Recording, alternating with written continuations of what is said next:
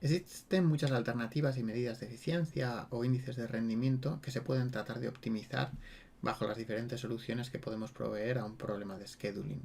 Probablemente la medida de eficiencia más habitual y que más se utiliza es Cmax, minimizar el tiempo de salida de la pieza que sale más tarde. Esta medida recibe el nombre también de Makespan.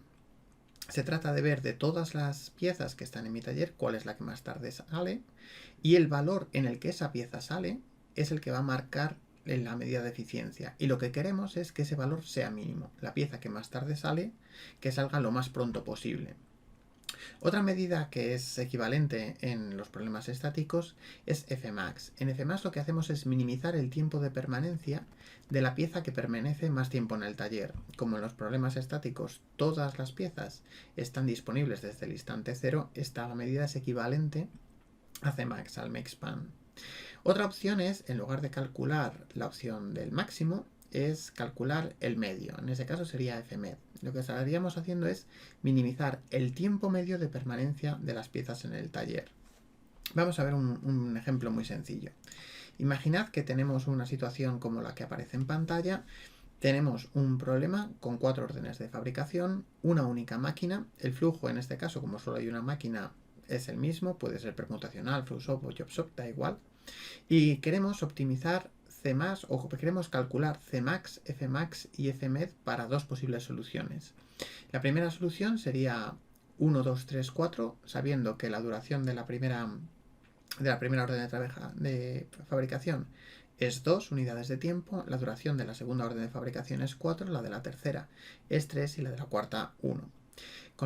Si resolvemos mediante un diagrama de Gantt cuáles serían los resultados de esa solución, obtendríamos 1 va desde el 0 al 2. Cuando la orden de fabricación 1 ha acabado, pasamos a fabricar la orden de fabricación 2, que acabaría en 6, la 3 en 9 y la 4 en 10. Si en lugar de esa solución utilizásemos la solución 4, 1, 3, 2, obtendríamos el diagrama de Gantt que aparece en la parte de abajo. Como vemos, en este caso, tanto Cmax como Fmax van a ser equivalentes. Cuando solo tenemos una única máquina, da igual la ordenación, que el valor va a ser el mismo. Sin embargo, Fmed va a ser diferente. Fmed en el primer caso será la suma de 2, que es cuando sale la primera máquina, de 6, que es cuando sale la primera pieza, de 6, que es cuando sale la segunda pieza, de 9, que es cuando sale la tercera pieza, y de 10, que es cuando sale la cuarta pieza. Mientras que en el segundo caso sería la suma de 1, que es cuando sale la cuarta pieza, 3, que es cuando sale la pieza 1, 6, que es cuando sale la pieza 3, y 10, que es cuando sale la pieza 2. Si sumamos esos valores y dividimos entre 4 para calcular los valores medios, veremos que efectivamente en el primer caso Fmed es 6,75 y en el segundo caso Fmed es 5. De hecho, se puede demostrar que a la hora de optimizar Fmed, la solución óptima se va a encontrar eligiendo la heurística SPT, que significa Short Process Time, ordenando las diferentes órdenes de fabricación de menor a mayor. Otras medidas de eficiencia que se pueden calcular son aquellas que se refieren ya a una fecha de entrega comprometida. Por ejemplo, el Tmax. En Tmax se trata de minimizar el retraso de la pieza que más se retrasa. Para poder calcular el retraso necesitamos saber cuál es la D mayúscula, cuándo cada una de las piezas está comprometida. Teníamos que haber entregado cada una de ellas. Si calculamos cuándo sale cada una de las piezas y restamos de ese valor en la fecha comprometida, podemos calcular el retraso, el adelanto o el huelgo y tratar de optimizar cada uno de ellos. Tenemos, como decíamos, Tmax, que minimiza el retraso de la pieza que más se retrasa. Podríamos optimizar Emax, que es minimizar el adelanto de la pieza que más se adelanta. El Emax, que es minimizar el huelgo absoluto de la pieza con mayor huelgo absoluto. O Tmed, que sería minimizar el tiempo medio de retraso.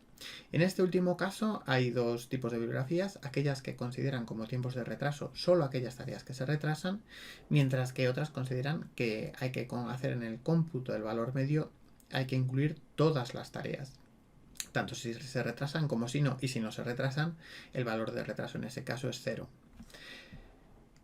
Otras medidas de eficiencia podrían ser minimizar el adelanto medio, o minimizar el huelgo medio.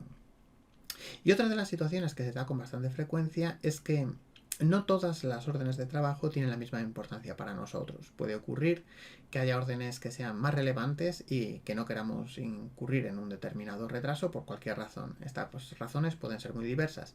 La primera puede ser pues porque sea un cliente más importante, porque el flujo monetario que nos va a proporcionar esa orden de trabajo sea mayor, porque tengamos penalizaciones pues, por un retraso en una determinada tarea pero no penalizaciones en otra, etc. El caso es que puede haber órdenes más importantes que otras. Si este es el caso, lo que se suele utilizar son medidas de eficiencia con prioridad. En este caso, lo que se hace es minimizar la suma ponderada de los tiempos de permanencia. Y lo que vamos a hacer es, aquella tarea que más importante sea, le vamos a añadir un peso mayor. Normalmente, para normalizar y calcular de forma sencilla la relación de importancia entre las diferentes tareas, lo que se hace es normalizar los pesos para que su suma sea 1. De esta forma tenemos la opción de minimizar la suma ponderada de tiempos, calcular cualquiera de las medidas que teníamos previamente calculadas con prioridad, como por ejemplo podremos minimizar la suma ponderada de los retrasos, minimizar la suma ponderada de los huelgos, de los adelantos, o minimizar la suma ponderada de adelantos y retrasos. Y en este caso podríamos utilizar pesos diferentes para los retrasos y los adelantos, o diferentes tipos de ponderaciones.